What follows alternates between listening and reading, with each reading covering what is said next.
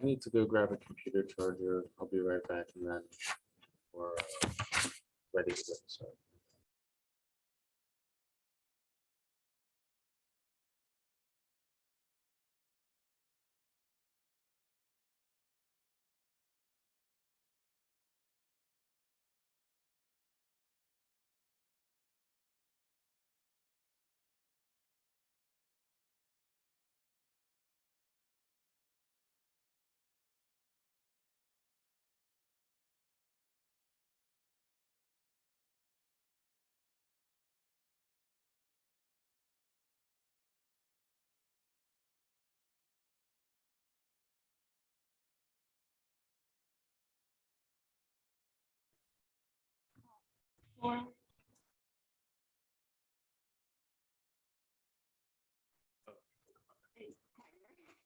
But for POIs, I prefer to use the POI like raise hand function in NSD or in Zoom, I guess.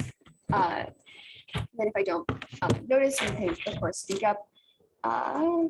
And speaking first is code, speaking second is Reeves. Let me grab out my timer.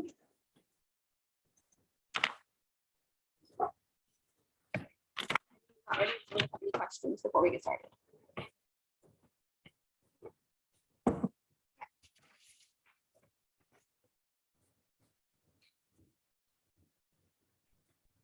Then I'll start my time now. We strongly affirm resolve women's liberation requires the abolition of capitalism. To start with some definitions for this round, we define women's liberation as the liberation of women from all human inequality. This is throughout the world. This is not simply in the United States, as we need to be understanding this from a global perspective. And we define capitalism as the current system of the current economic system in which you derive profit from your own things that you sell and buy, and there is no like state control over the means of production. And for the framework for this round, we provide the framework of just which is possible. So it's just like rational actor. Do you think that it is possible to have this? Contention 1 is authoritarian capitalism. Uniqueness A. Countries who are driven by profit, i.e. Authoritarian governments buying for money in order to develop their militaristic powers and grab power are also content warning for this speech. I will be talking about things of rape and abuse. And power grabs are able to gain their standing through oppression. So these authoritarian capitalist states are able to gain power through first having the money and the financial means to buy militaristic power and weapons, and they also are gaining power through the oppression of their people. Subpoint B, without oppression, people have what they need. So they're not reliant on the government, are not buying from the companies, and they're not buying from the political elite. And subpoint C is that in authoritarian capitalist societies, women are disproportionately exploited. Currently, there is the criminalization of rape and abuse of women, along with the stripping of freedoms for women in their ability to hold land, property, and pursue happiness. Subpoint D is that the reason that authoritarian capitalist leaders are able to stay in power is because of their profit, because they're able to make money through exploitation and thus use that money for buying weapons and buying other means of and also changing the wages that people make. That is how they stay in power, is through the system of capitalism. Link A, the abolition of capitalism removes the desire for profit and thus removes the desire to keep some people suffering to be dependent on their country and its capital. So this means that subpoint B is that because everyone has all of their needs met and profit is removed, the common goal is good of the people. Yes. Aren't there plenty of other economic systems that still use profit? There are other economic systems that still use profit. However, capitalism has a unique method of profit in that it's creates a class structure in which there need to be people at the bottom. That's where we talk about in uniqueness B, which is that you need to have people at the bottom in order for capitalism to work, who are then buying from the political elite and who are dependent on that system. Okay, and now subpoint C is that these authoritarian leaders cannot hold power without capitalism because they use their things they buy, and they use the the class structure to further suppress people. So the impact is twofold. First is the equality in resource distribution. And second is profit to leaders who hold power. So the continuation of authoritarian capitalism and thus the continuation of this oppression of women. While capitalism still exists, authoritarian leaders have a method of oppression for women. And because they need to oppress women in order to have some standing and have that power and have that political dominance, they will continue to do so. There is no world in which we can have complete liberation of women as long as authoritarian capitalism continues. And authoritarian capitalism is the reason why they're using it as a mechanism of controlling women and of oppressing women. And so thus women's liberation is not possible with capitalism under authoritarian capitalism. Contention 2 is oppression. Uniqueness A.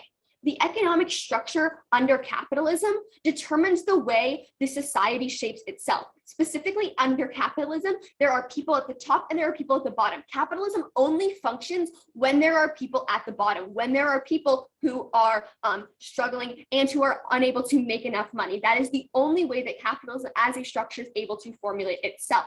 Subpoint B, capitalism has resulted in the exploitation of the working class in the name of profit. Because profit at the end of the day is the end all be all, the richest elite class is able to exploit the lower classes through poor labor conditions, low wages, and blatant just mistreatment and unequal hiring in order to make the most money for themselves. Subpoint C is that women largely fill the proletariat or the lower working class. In fact, women are in the United States specifically, there's a 10% higher concentration of women in the proletariat, working class, and lower classes than there are men in that same class.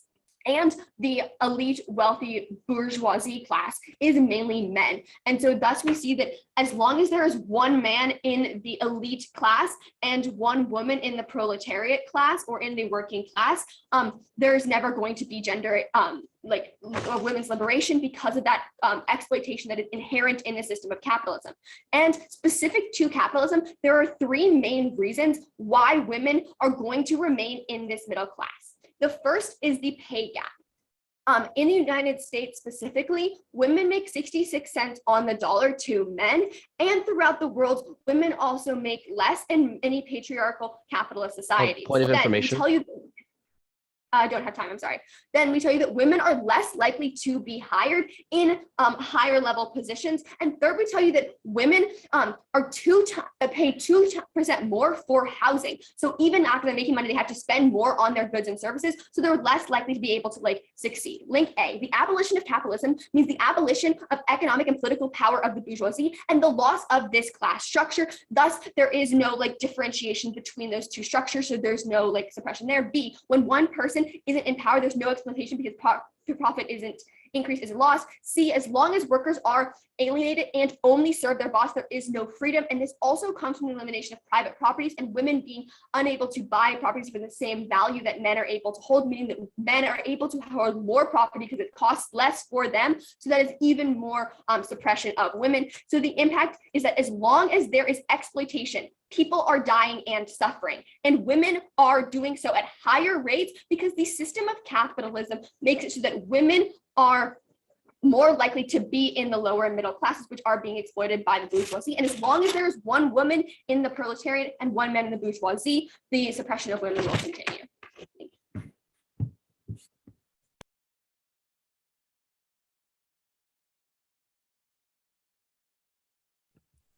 Alrighty. Really quick, is my microphone working okay right now on Zoom? Perfect. For POIs, we ask that you unmute, say POI, and I will determine whether or not to take it. With that in mind, one moment. Alrighty. I will begin my 8-minute speech now. So hi judges, my name is Maddie Christensen. I'm the first negation speaker on this resolution that women's liberation requires the abolition of capitalism. Let's start by going over some framework here today.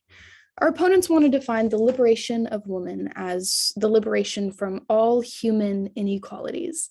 But we want to focus this debate here today about the liberation of women from inequalities and the historical subservient status in relation to men, and from the attitude causing these. We think this round is more about inequality between women and men, not the liberation of a gender from all human inequalities that could ever possibly exist. We think focusing this round in more about what we believe the resolution was supposed to be about is going to keep it more topical here today. With that in mind, we would just like to reinstate that abolition means to completely stop something. So our opponents are advocating for completely stopping capitalism and removing it from the system. Value for this round, we'd like to define utilitarianism, greatest amount of good for the greatest amount of people. With that in mind, I'm going to get into the neg case, and with my remaining time, start to rebuttal AF. So our first contention is that capitalism creates opportunities. Sub A is that capitalism didn't create the sexual divide of labor. It began the process of eliminating it. Throughout history, we've seen this divide between genders. It began thousands of years ago. Women traditionally staying at home, tending to the house, watching the kids, cooking the meals. But capitalism changed this. Under capitalism, women could earn an independent income and support themselves, something that was practically as well as legally difficult and almost impossible in traditional society. This meant that not being married, but rather being independent, was an utter disaster for women, and we have changed that under capitalism. The affirmation needs to prove that capitalism is some unique evil, but we've seen that this evil has been existing throughout all different forms of government, and it is capitalism that has started to shift this away. Women can go out, get a job, support themselves financially independently, have childcare services for their kids, and not rely on a man to keep their livelihood stable. Capitalism has provided women with opportunities to expand their place in society. It isn't some completely perfect system, but it's a system in which women have been able to, for the first time in history, thrive and work on finding equality with men. Subpoint B is capitalism allowed women to become more liberated. What are important products for women's liberation? In the eyes of Cato, things like proper birth control, hygiene products, and healthcare. All of these which were created by capitalist structures. Because there were capitalist markets, society was able to uplift the quality of life and ability for women to become independent throughout the historical time frame in which the US has used capitalism. So what we can see from this is that capitalism has actually created a ton of opportunities for women, and it has allowed them to kind of diverge from this path of subservient nature to men, which is something that we can claim the impacts for of having this increased quality of life for women and this lessening the inequality due to capitalism. And this actually takes us into our second contention, which is that we need a cultural shift, not the abolition of capitalism. Subpoint A is that when the culture shifts, women are liberated. One of the best reasons the subpoint can be seen is with the history of the United States and every country for that matter. Think about how different women's rights have changed since the birth of any nation, all the way to their present counterparts. It's undeniable that there have been massive strikes in reducing inequalities between women and men and reducing inequalities for women in general. But we didn't do that by changing the economic structures of these countries throughout time. No, we did this by changing the cultural interactions of these countries with women and men. And that is our response to this resolution. Culture is the major factor of liberation, and capitalism does not stand in its way. We've seen it in the past. A shift in culture allowed women to gain equal rights to men in the US, the women's rights movement. And we've seen it more recently with all the media attention on lessening the pay gap between women and men and how it's actually being accomplished. Just look at some of the points the affirmation said were examples of inequalities. They mentioned the pay gap between men and women, but 100 years ago, we wouldn't be arguing if women should be allowed to work. The gap keeps getting smaller and smaller because of the shift in culture. Culture has shifted our nature and how we are viewing women's inequalities, women's rights. And it is culture that needs to shift in order to get equality present once again, not capitalism. So subpoint B is that countries are ever changing. In the status quo, every country has their own issues concerning women's liberation. But we aren't talking about any one country. We're asking if liberation can only be done if capitalism is abolished. As time continues, countries will continue to become more and more progressive in their views on women's liberation. New laws will be passed, new cultures will be formed. Years from now, every country will be rapidly differently from their present selves, and we as a negation do not believe the abolishment of capitalism is the correct answer when leaps and bounds of progress have already occurred under capitalism. So with that in mind, I'm going to get into my opponent's case. They talk about authoritarian capitalism. They try and claim impacts that authoritarian governments obtain power through oppression, that they have money and financial means to buy militaristic power. But this has nothing to do with capitalism. This is about authoritarian power. They talk about without oppression, people have what they need. They talk about how without oppression, people have what they need. You need to have people at the bottom to have capitalism work. But this is untrue. People do not have to be at the bottom because the bottom keeps changing in capitalism. And this lower social class keeps getting uplifted. We have seen that time and time again. The quality of life in countries like the United States has only been rising for women and for men under capitalism. So what we can see from this is that their claims of taking these impacts of authoritarian capitalism. Well, let's look at like North Korea or Russia or China. There are so many examples of authoritarian governments succeeding without the abolishment of capitalism. All these impacts that they're trying to claim are about authoritarian governments. It's not subjective to just capitalism. So abolishing capitalism, therefore, isn't going to get rid of these issues that they want to talk about under their entire first contention. The authoritarian governmental structure you use to try and claim your impacts doesn't work because capitalism isn't the thing tying all of these points together. Our opponents want to talk about, say, in subpoint C, that in authoritarian capitalistic societies, women are exploited. This is all about the countries. Let's look at the Taliban, for example. Let's look at the cultural perspectives happening in these countries and the fact that you can't just claim all of these impacts under the broad scope of capitalism.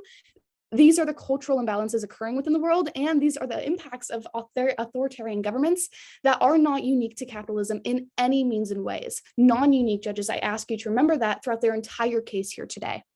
They talk about how these authoritarian government powers cannot hold power without capitalism. But that really isn't true because, as I already said, we can look at North Korea, we can look at Russia, we can look at China, we can see examples of authoritarian governments succeeding without the abolishment of capitalism. And so what we can see from this is that abolishing capitalism isn't going to be getting rid of this issue. Now, their next contention talks about oppression. They say under capitalism, there's people at the top and people at the bottom, but judges, this is in no way a requirement. In economics, you learn about perfectly competitive markets where exploitation is not possible. So you must take the price of goods where you produce.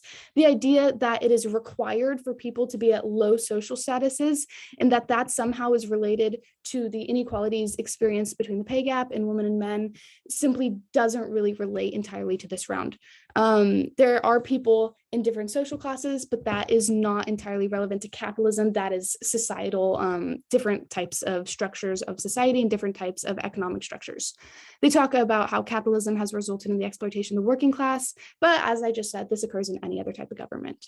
So with that said, thank you.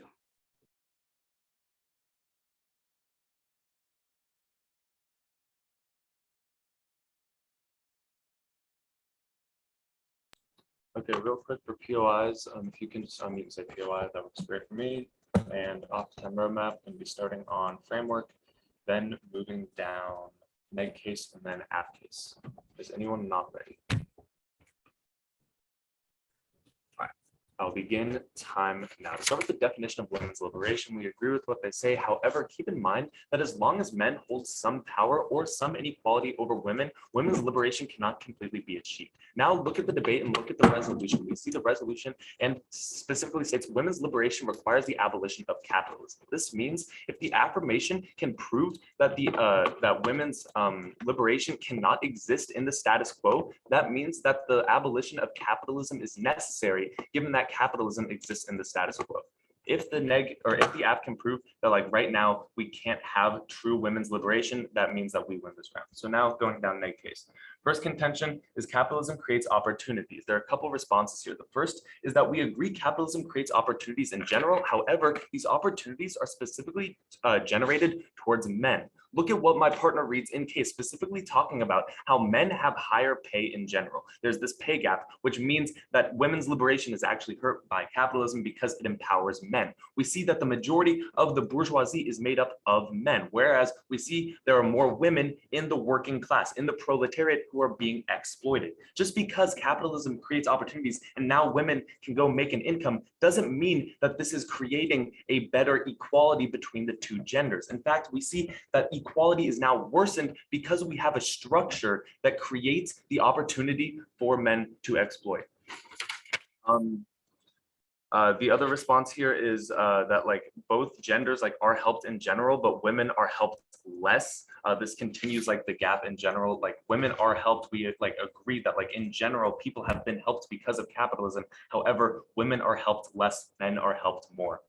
Then they read that like more people, that there's more liberation because like better access to birth control, healthcare, things like this, and it creates opportunity. In general, yes, we agree there's access to things that in general are liberating. However, we argue as long as the structure exists in capitalism, whereas there is a divide between classes and women are being exploited, it doesn't necessarily matter if there is some benefit to some access to birth control or healthcare. It doesn't matter because women are still being exploited in the status quo. And also in general, men like also have to like pay less for healthcare. In general, there's just this general gender divide where like women are still being exploited even when it comes to the things they bring up.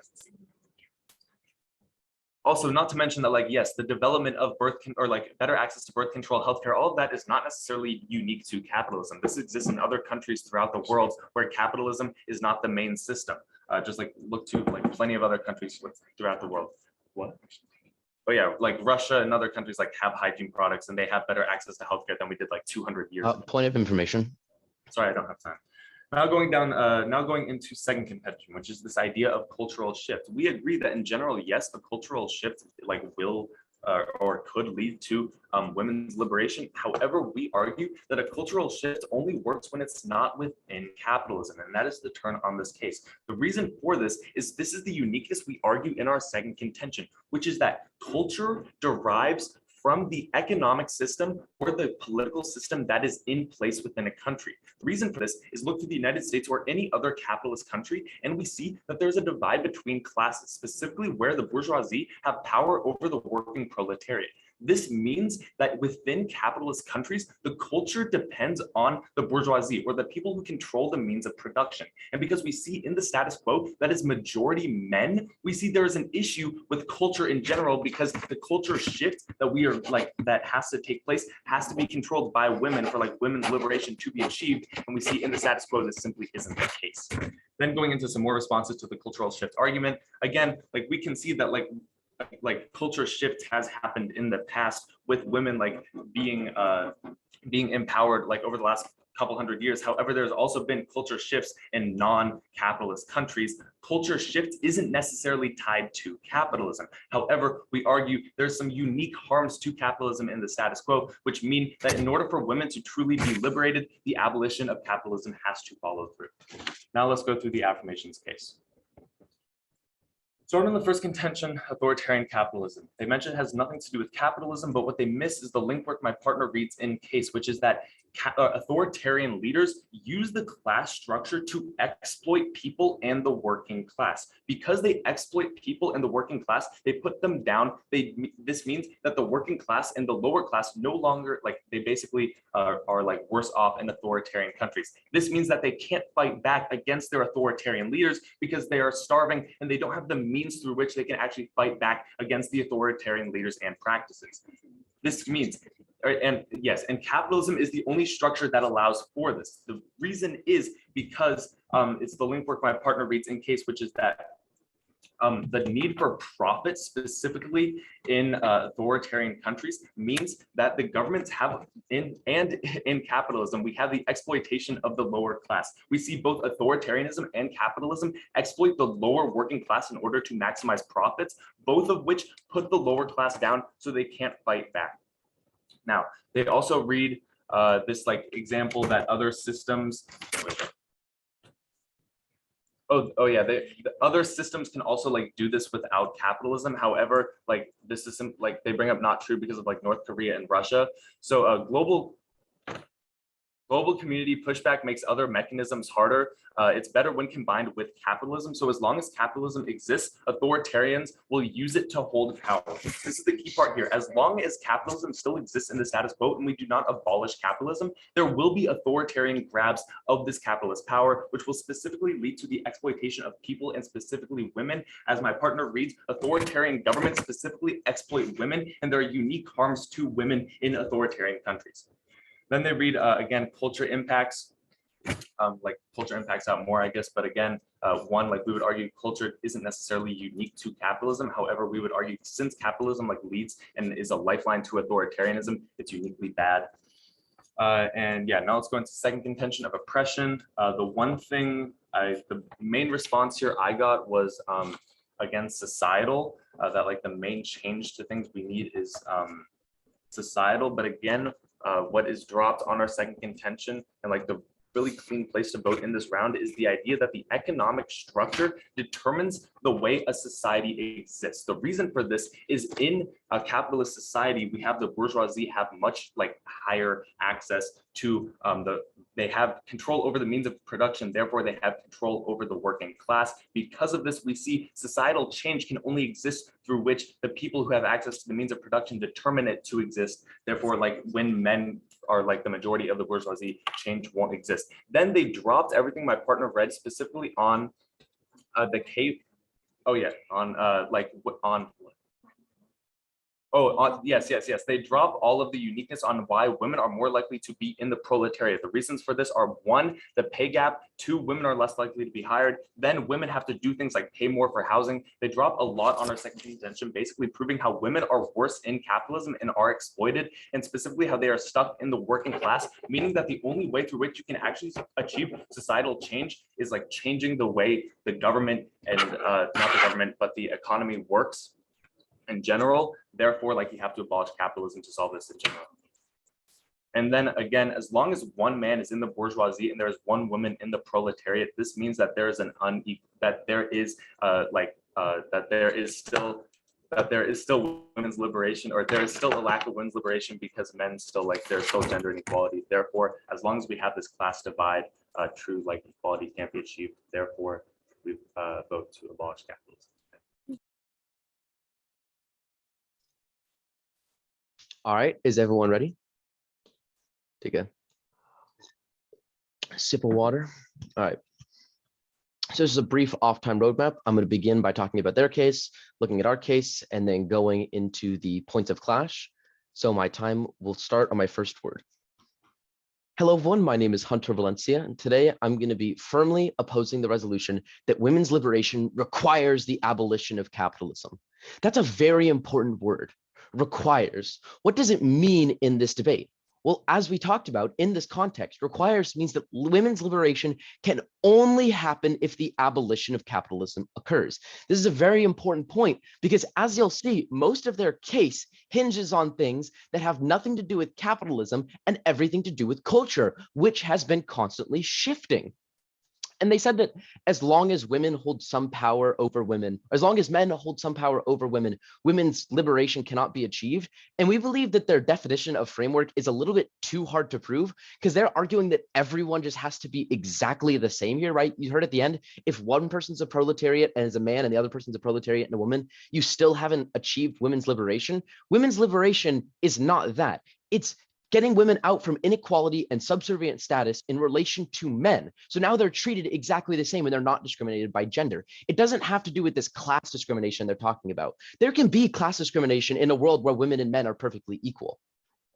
So with that being said, let's look at their case here. Firstly, their first contention was about authoritarian capitalism. And they talked about how authoritarian leaders use the class structure to exploit people in the working class and how they can't fight back against authoritarian leaders and exploitation and how capitalism only allows this. However, I would actually argue this is sort of the opposite because people are able to most revolt against their authoritarian governor when they have some form of buying power. And this has always been present in capitalist societies, where your average person was able to buy, where they were able to sell, where the government wasn't controlling every aspect of their life, right? And they're saying that capitalism is a lifeline to authoritarianism. That's just false. The logic follows that capitalism is a lifeline to reduced inequality, because when the average person is buying, selling, uplifting their economic power, they have more power to fight against their ruler. It's easier to topple power when everyone is thriving, right? Look at the Soviet Union. All they said is their government was like, all right, No one here has any more power. We choose what the prices are. We choose what everything's going on. And the reason that people couldn't fight back is because they were starving at their doorstep, because they had no power. They had no buying power. Capitalism is what's able to reduce that equality. But we're not talking about class equality here, right? Because this first contention is basically all about class equality, but that's not what this is about. You can still have inequality in a world where men and women are equal. And that's something that the affirmation needs to take on, because to try and argue that the negation has to solve for all inequalities isn't true. We're talking about gender inequalities.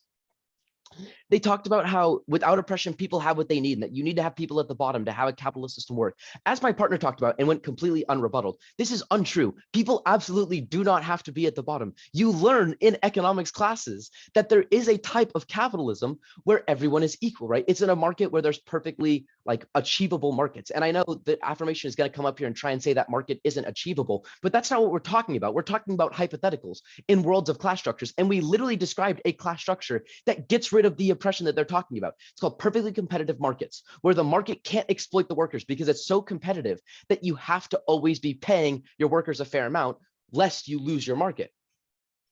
And they said that, you know, authoritarian powers cannot hold power without capitalism. North Korea, Russia, China, the Soviet Union, we've cited so many examples of them succeeding without the abolishment of capitalism. And most authoritarian rulers in the present don't use capitalism to hold their power. They use absolute rule, and they're usually communist or socialist. They don't need to be capitalist.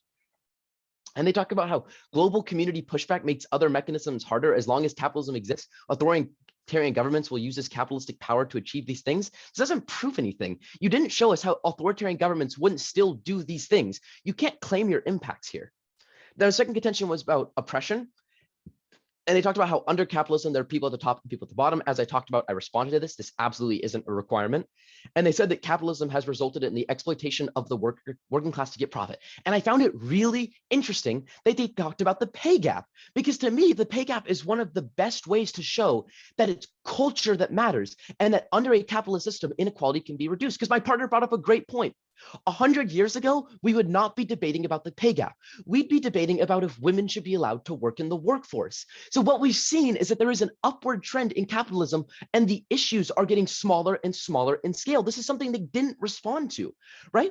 For example, right? Let's say 100 years ago, we would talk about the fact that women can't go to college. Boom. In the status quo, women go to college at a higher rate than men, right? We've seen that you don't need to completely change your capitalist system to have women's equality, right? Because capitalism in the status quo is having an upward trend. They're trying to make it sound like it's in a downward trend right now. Like in the US, women aren't the most equal they've ever been in society ever. That's a very important point here, because 50 years from now, they're not going to be arguing about the pay gap. They're going to be arguing about something even smaller and in less scale. And that is why we as the negation believe that you don't need to abolish capitalism in order to have women's liberation. You need to change the culture, right? And a good point my partner brought up was the Taliban. It doesn't matter what economic system the Taliban is under, they will still believe that women are subservient to men. It doesn't matter if you're doing communism, socialism, capitalism, they will always believe that. You need to change their mindset before you change the system, right? And I'll bring up a hypothetical. If all of a sudden everyone in the US tomorrow just changed their mindset and they believed that men and women were equal, it wouldn't matter what capitalist or economic system you were in, they would begin to work towards equality at a rapid rate, because that's what this is about. And that's what we believe is the prerequisite, not some economic structure here. And their link was that abolition and capitalism means abolition of these things. One of the main reasons this isn't true, they don't have a single example of a country that's not capitalist having gender equality, because it's all about culture. And in most of these countries where there's not capitalism, it's actually worse because women don't have buying power, right? This ties into our contention, right? About how capitalism creates opportunities. They don't have the same buying power. They can't even get jobs in a lot of these countries. They can't work in the workforce. They're just expected to be subservient. And they said that these opportunities are generated for men, and that more women in the more men in the working class than women, and that just because women can go now and get an income doesn't mean it's creating more equality between the genders. Absolutely it does. If women can make an income, that is one of the pivotal steps towards the fact that they have that we're reducing their inequality because now they have the ability to be independent without a man, right? That's an important part towards equality for all. And they said that both genders are helped, but women are helped less than men. But what they're not bringing up is the fact that we as the negation are arguing that that slope is slowly getting more and more equal, right? Because if a new job is created in the status quo, everyone can apply for it. Women and men can both apply for it. And they said that there's barriers, and there are barriers. We're not arguing capitalism is perfect. But if we reduce those barriers by shifting our culture, we're just continuing to get rid of the problems that the affirmation is bringing up, right? And we brought up how capitalism allows women to become more liberated. And they said that as long as there is a divide between classes and women are being exploited, they win this round, but they're never going to be able to find a society ever, even in hypotheticals where this is true. There will always be inequalities. We're trying to argue that women and men are equal and that there's no barriers towards each other. And when we brought up like the fact that capitalism has allowed women's hygiene products, women's healthcare, all of these things, they said it's not necessarily unique to capitalism. It actually is, because capitalism was the ones creating those due to innovation. The fact that they were like, hey, we're going to treat our women better because we want products for them. And for those reasons, the fact that capitalism didn't create the sexual division of labor, it was culture. The capitalism allows women to become more liberated. And the fact that we need a cultural shift, which we've proven time and time again, you should vote for the negation here. Thank you.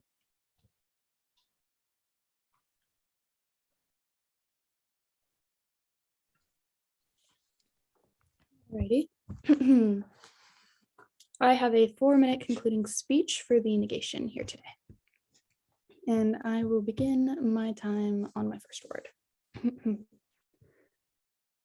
So, judges, our opponents came here today to show you the downfalls of essentially modern society. They talk about exploitation, oppression, and the pay gap. But what they don't show you is why abolishing capitalism is going to be getting rid of these issues. They spend most of their case talking about authoritarian governments. They try and claim their impacts through this. But these inequalities that they want to talk about, these impacts they're going to ask you to flow through in their next speech, occur in any other type of government, in all societies. Everyone is facing issues of oppression, exploitation, and inequalities between genders. It's a worldwide issue present in every single governmental system due to cultural imbalances that exist in society. Imbalances that have been shifting. 100 years ago in the United States, women couldn't even vote, but now they can. Now they can make more money, become independent, and we haven't gotten rid of capitalism for this to happen. We've shifted our cultural values, and we are going to need to continue to shift our cultural values, and we can do so without abolishing the system itself. To claim their impacts, my opponents would have to prove that capitalism is what stands between women and equality, and they haven't proven that capitalism is the issue. They want to say that as long as men hold power over women, liberation can't be achieved, and that if they can prove in capitalism that men hold power over women, then they somehow win this case. But this isn't true, because our opponents didn't show us why getting rid of capitalism is going to get rid of these issues. They didn't show us a single example of a country not using capitalism, not having these same negative effects. Oppression, exploitation, the pay gap, they claim it's authoritarian, capitalistic governments. But we told you this. What about North Korea, Russia, China? I brought this up in my first speech. They had nothing to say against it, except that in Russia, it's slightly different. Judges, there are so many examples of authoritarian governments having all of the same negative impacts that our opponents claim throughout their case, which is mostly defense, claiming these impacts. But these governments that have the same problems aren't using capitalism. It's not an issue with a capitalistic government. It's an issue with culture. And as we showed, this culture is having a positive trend in capitalistic countries. Women are more equal now than ever before, and they will continue to gain more equality through capitalism. We're not trying to argue that capitalism is the only way to achieve women's liberation or that capitalism is perfect, but we will absolutely stand firm on the belief that the abolishment of capitalism is not a requirement to achieving women's liberation and equality between men. We have seen a huge surge in the media and politics recently pushing for equality in pay for men and women. We've seen these changes occurring before our own eyes.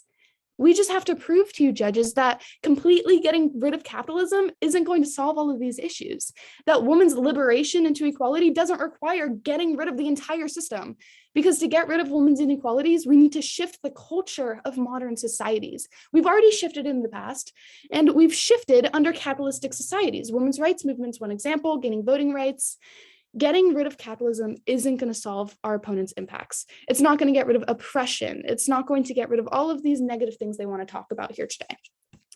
But what we can do is come here and tell you that capitalism is creating opportunities. Under capitalism, we have gone higher and higher towards equality for men and women. And we have come here today and shown you that capitalism is going to allow us this continual motion towards equality by increased opportunities and allowing for a cultural shift, because culture is the issue here today, judges. It's culture. Because if the Taliban were to switch their mindset, if they were to switch their form of government, of course, their cultural changes would not shift. And that's just one example, but let's look at the world. Let's look at the fact that culture is what needs to shift. Culture is what needs to change, and getting rid of capitalism will not do any of that. And our opponents never showed us how it would. So please vote for the neg here today in this case.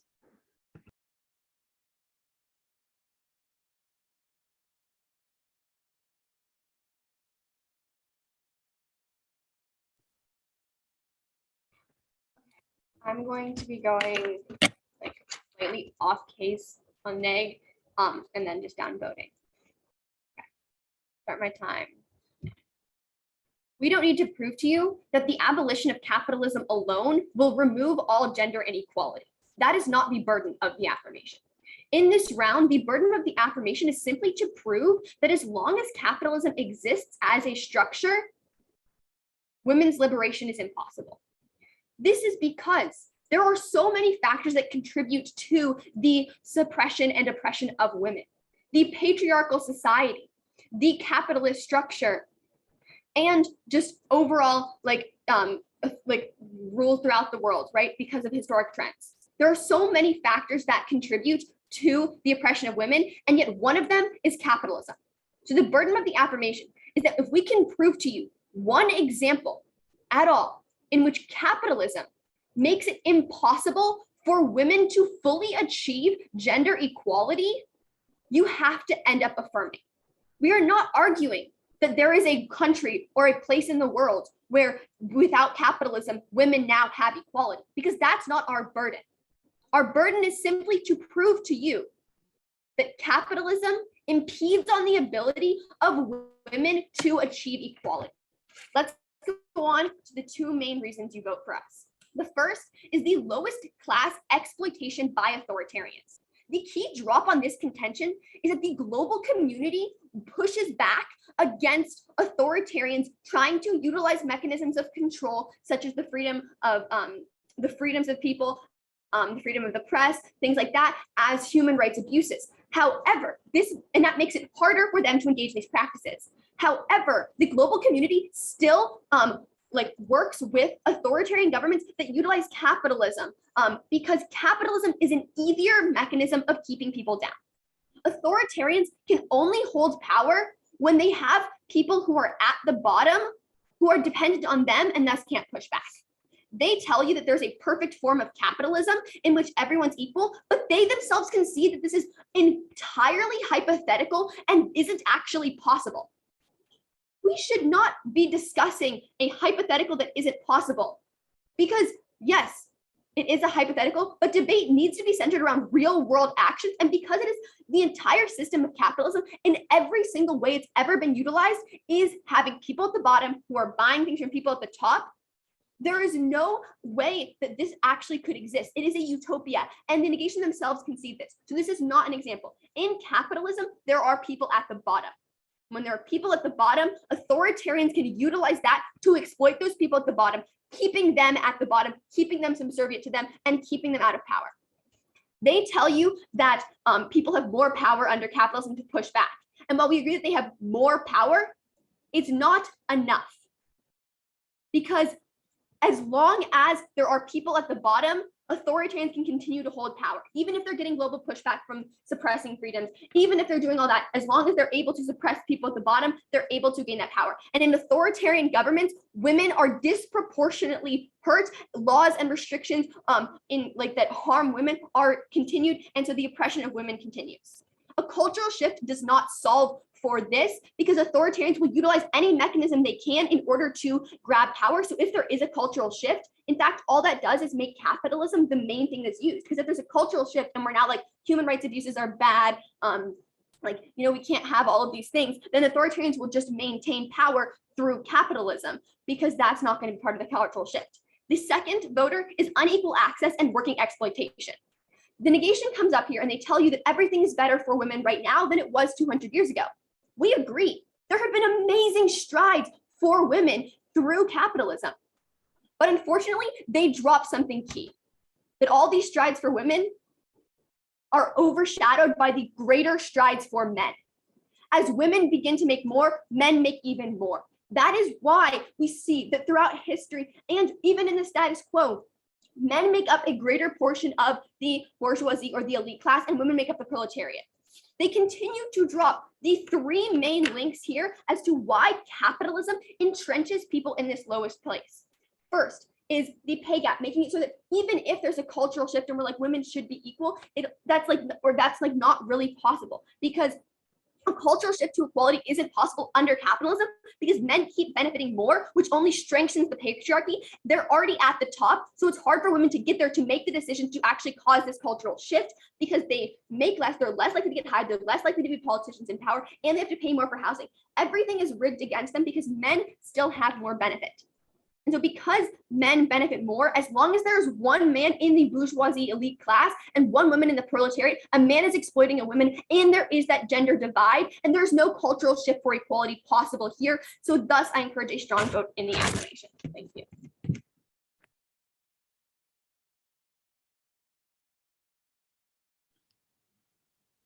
All right, thanks so much, everyone, for a good round. I'll get back to you in about 10 minutes to give the decision. Thank you, judges. Good round.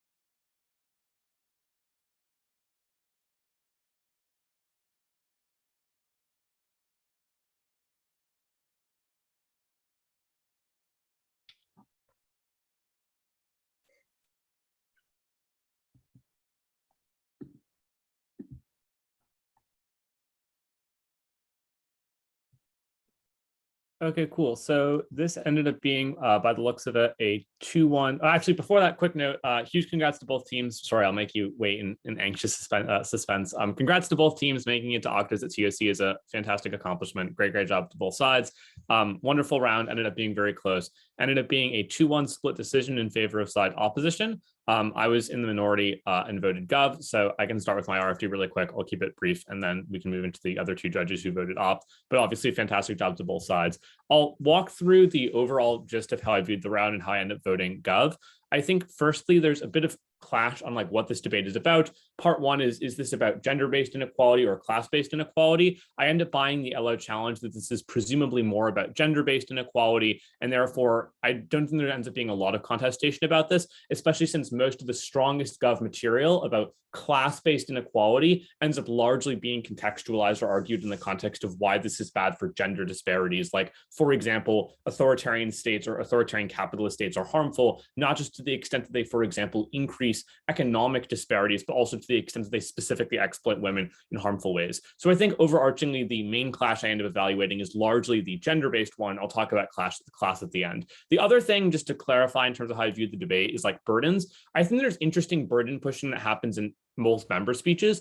I think that the gov burden push I agree with is that what gov does not have to prove is that non-capitalist systems are equivalent to immediate gender equality. I think that what gov has to instead prove, as MG says and then PMR pulls through, is that capitalism is in and of itself the primary, or at least a mechanism which stymies totalizingly progression towards gender inequality, which means that you need to remove capitalism to allow for the potential of some form of gender-based equality, which is why this is a requirement per the wording of the motion. So I end up buying that gov push. The interesting, I think, op burden push that comes partially from MO is that, one, this is a requires motion, so gov has to prove that this is actually the necessary requirement and alternatives don't work. And second, gov has to prove that there are actual cases where the elimination of capitalism is equivalent to, or at least contributes towards, the movement for gender equality. I think that this is a fair clarification, although I think that the gov burden ends up being better met by the end of the debate, insofar as gov is able to prove that capitalism is likely to be the dominant factor that makes it harder to actually achieve progress. So anyways, in terms of actual like substance and how I evaluated the round, the first thing I looked at is basically just the question of where do we end up getting gender, like pro-gender equality reform. The way I kind of think this debate ends up going kind of ends up being like there's two sets of countries that are talked about. There's some debate on authoritarian capitalist states. I end up don't buying any of this material. I think Op is correct that this is presumably like the same on both sides. And I think that PMR to some extent concedes that when there's a line from PMR, which is like authoritarian countries will use like whatever chance they can to secure power. I think that the more interesting part of the debate is what happens in the context that, for example, Op points to of like, in general, capitalist economies have been getting better. The gender wage gap has been decreasing. Women can go to college, et cetera. There's a bit of a chicken and egg dilemma to some extent where like, which comes first, the sexism or the capitalism? I think both teams end up agreeing to some extent that sexism is inherent to society in some capacity. And the question is, to what extent does capitalism make it impossible to get around that? I think that the main Op claim here, and there's like other stuff I'll write up full ballot later, but I think the main Op claim is that you need cultural reform as opposed to economic reform. So the reason that, for example, gender inequality has become lessened recently as a consequence of cultural reform, like the fact that women are seen as being allowed to go to college as opposed to strictly economic reform. I think MG is pretty effectively able to very heavily mitigate this claim by pointing out that for the most part, capitalism is both an economic and cultural system to the extent that it gives certain select groups asymmetric power over that cultural system. I think that Gov then pulls through into PMR quite effectively the analysis that says that most likely cultural forces will be dominated by men as a consequence of things like, for example, like the gender wage gap, for example, the fact that women pay more for things like housing, et cetera. I do think that this logic is a bit circular to some extent. So for example, like Gov doesn't give me an independent reason why the gender wage gap exists other than at least implicitly just the existence of gender-based inequality. But I'm reasonably inclined to buy, coming from Gov, given the lack of contestation from Op, that there is an extent to which capitalism will inherently privilege male voices when it comes to cultural norms.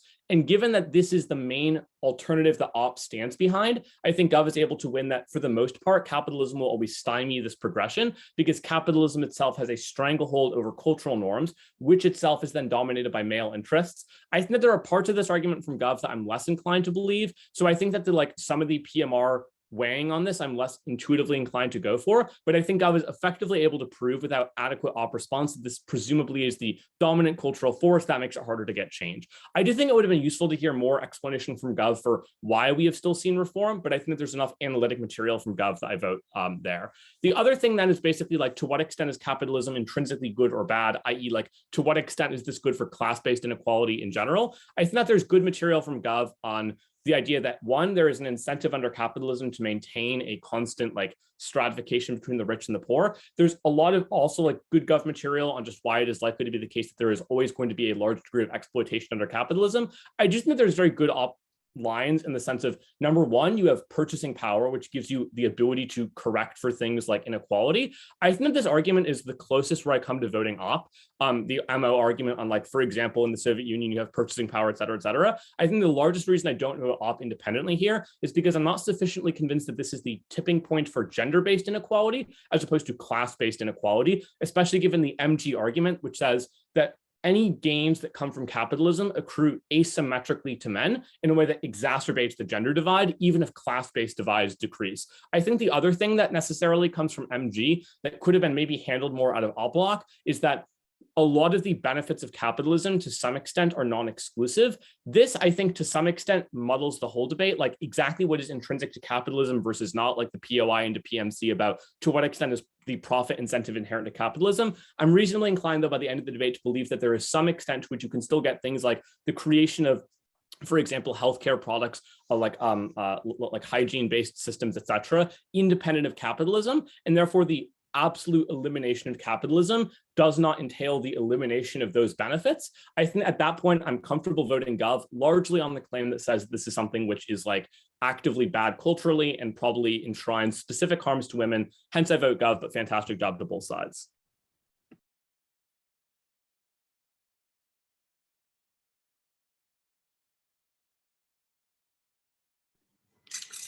All right, so I voted for the op side. I thought that the burden of proposition was to characterize capitalism like as such, like what are the features of capitalism inherently?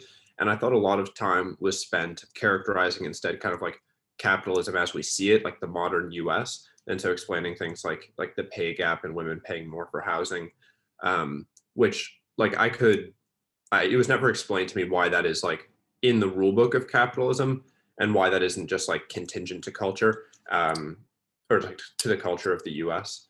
And then on op side, I basically get the argument that a lot of these features are actually a product of culture. And I see a bit more work trying to characterize capitalism like as such. So you're telling me that like in a perfectly competitive market, we would see people not discriminating at all because they would just try to profit maximize. Which like I buy, because that's the only attempt to really characterize capitalism inherently in the round. And that like given capitalism, a culture shift can produce, societies that have like varying degrees of equality. So you showed that by like the fact that the wage gap is decreasing. And so like given that information, I could buy that like you could have a capitalist economy that given the right culture could be perfectly equal or even like matriarchal. From prop side, the thing that I think they did well was trying to explain that capitalism inherently needs an underclass, but I don't really see an explanation for why that underclass has to be female.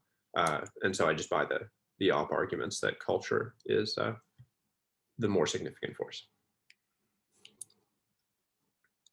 Yeah, I think I had a pretty similar ballot to Kember. I agreed with Ryan sort of about the burden. So I do think that the most reasonable interpretation of the motion is to define women's liberation as liberation based on gender. I agree with Gov that capitalism will lead to class-based inequality and that this sort of perfectly competitive capitalist world that Ott talks about is just a hypothetical. So I do think there will be inequality, but it's not clear to me that it's going to be inequality based on gender.